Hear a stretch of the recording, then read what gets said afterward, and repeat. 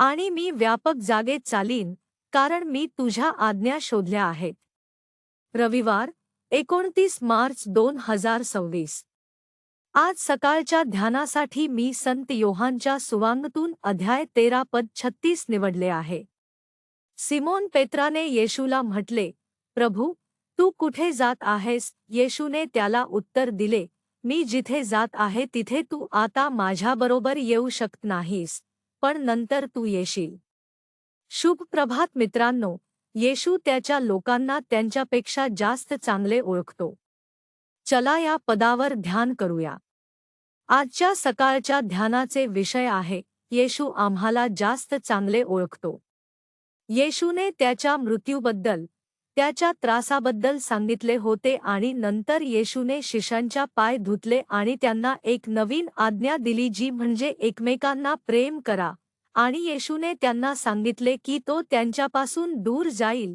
त्यावेळी सिमोन पेत्राने येशूला म्हटले की तो जिथे जाईल तिथे त्याच्यासोबत येईल, पण येशूने म्हटले की तू आता जिथे मी जात आहे तिथे येऊ शकत नाहीस, पण नंतर तू येशील.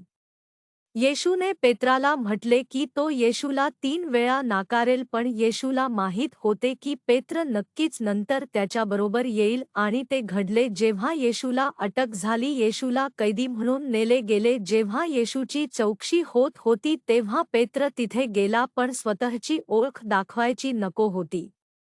त्यावेळी येशूच्या सोबत तो येशूला ओळखत नाही असे 3 वेळा नाकारला, जसे येशूने त्याला सांगितले होते. त्यानंतर तो बाहेर गेला, पश्चात्ताप केला, रडला आणि नंतर पेत्राने इतक्या धैर्याने उपदेश केला की त्याच्या एका संदेशाने 3000 लोक येशूकडे वळले.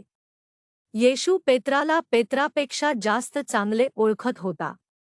मित्रांनो, येशूला माहीत आहे आपण काय आहोत, होय, हृदयाच्या गाभ्यापर्यंत. आपण येशूचे अनुसरण करायचे आहे. आपण येशूला जे करायचे आहे ते करायचे आहे, पण आपल्या शक्तीने किंवा आपल्या क्षमतांनी आपण ते करू शकत नाही.